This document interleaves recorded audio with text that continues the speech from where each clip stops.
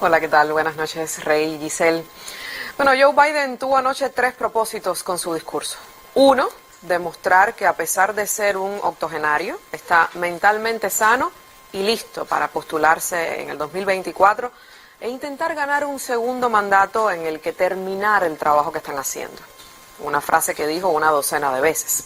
El otro, tender una mano a la Cámara de Representantes, que hoy tiene mayoría republicana y por tanto se ubica en la oposición al gobierno demócrata de Biden, porque si no se dan la mano para lograr proyectos con apoyo bipartidista, poco podrán hacer.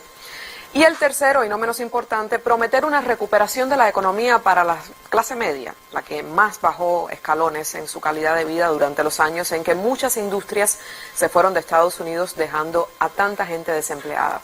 Los mismos que luego la pasaron peor con la pandemia y ahora con la inflación y que engrosan las filas que apoyan al expresidente Donald Trump.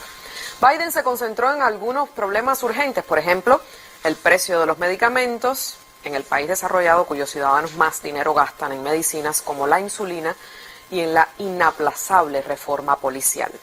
Realmente fue fácil conmover con este tema. Todas las semanas hay tragedias de personas negras brutalmente asesinadas a manos de policías que se sienten con derecho a usar desproporcionalmente la fuerza. Esta vez Biden, el equipo, sumó a la audiencia del Capitolio a la familia de Tyre Nichols, un joven que fue brutalmente golpeado por la policía en Memphis y que murió posteriormente de las heridas proferidas injustificadamente y de manera cobarde por un grupo de policías, enfrentando a un hombre solo, desarmado, que no había cometido delito alguno. Una tragedia más.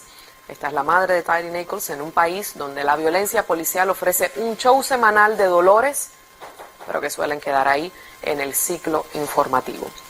Biden balanceó su petición de hacer una reforma policial al decir que los policías eran personas buenas, decentes y honorables.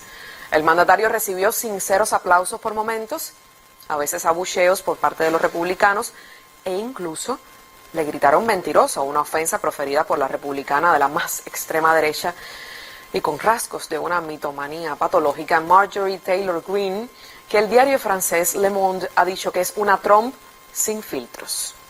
Joe Biden habló poco de política exterior, se centró en la crisis en Ucrania y cómo Estados Unidos había respondido apoyando a Zelensky, proveyendo armas y azuzando un conflicto que ha devuelto la guerra a Europa y que debería tener a todo el mundo comprometido con lograr un acuerdo que deponga las armas de ambos lados.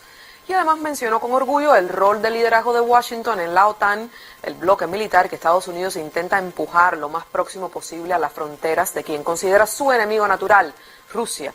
Un propósito en el que Ucrania se torna un peón geográficamente muy útil. Pero la verdad es que Ucrania está a miles de kilómetros de Estados Unidos. Sin embargo, del continente en el que está Estados Unidos, solo habló para mencionar el éxito de su programa de parol para ciudadanos de Haití, Venezuela, Nicaragua y Cuba. Se vanaglorió de que hay una disminución de más de un 90% de migrantes provenientes de esos países que intentan cruzar por la frontera sur de manera irregular. Sin duda un éxito de esa política, lo cual demuestra que disminuir el flujo ilegal en números récords estuvo en sus manos siempre. Pero quizás Biden debería ver a América Latina más allá de un grupo de 4 países emisores de migrantes y comprender que no por cerrar la frontera para ellos las razones por las que las personas emigrantes aparecieron. En el caso de Cuba, lleva 2 años diciendo que va a revisar la inclusión de este país en el invento ese de la lista de estados patrocinadores de terrorismo. Un invento, porque que Cuba es terrorista no se lo cree nadie. Mientras las medidas más duras de máxima presión de la era de Trump siguen vigentes, poniéndole más presión al cuello de la economía cubana y cuyos efectos de austeridad y carencias recaen más en la gente más vulnerable. Y quedémonos en el tema Cuba. Biden y su equipo demuestran torpeza política, vista corta, sino ceguera, porque resultados no han visto, al menos no los que ellos quieren. Demuestran falta de valor para diseñar una política propia y de profesionalidad, porque seguir los pasos de Trump para complacer a quién, a quienes de todas maneras no apoyarán nunca ni a Biden ni a los demócratas.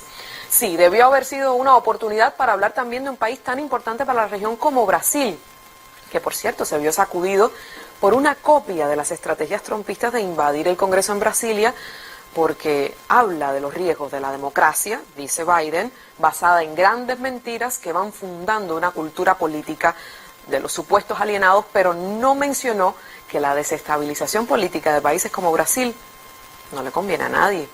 Y mientras la noticia casi que irrisoria de los últimos días que puso a Estados Unidos como el país que se protege de misteriosos globos espías con la eterna paranoia de los militares en franco desespero por practicar el tiro al blanco. China ha dicho que era un artefacto de investigaciones meteorológicas, seguramente usted lo vio en las noticias, pero como Washington y los medios siempre buscan villanos para montarse sus películas, vieron al inofensivo globo como una amenaza a todo lo conocido y por conocer, y desenfundaron armas, cual si los extraterrestres hubiesen llegado ya.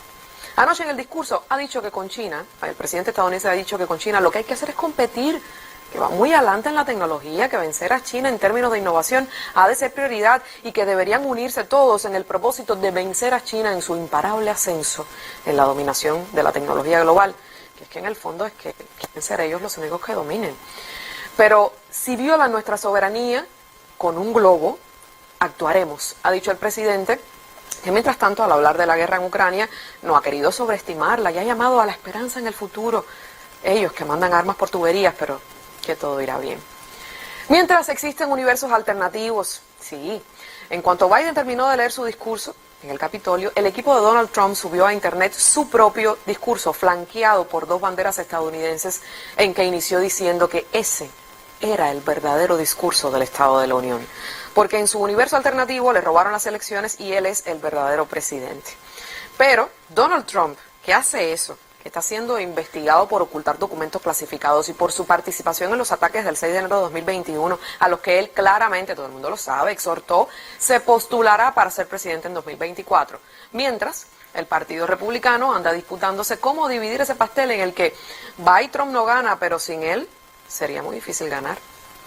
El sistema político estadounidense impone que los políticos que deben servir para mejorar la vida de la gente, que los eligen, tienen ciclos tan cortos de trabajo y tantas presiones para ser reelegidos que su propósito ético, democrático, se erosiona.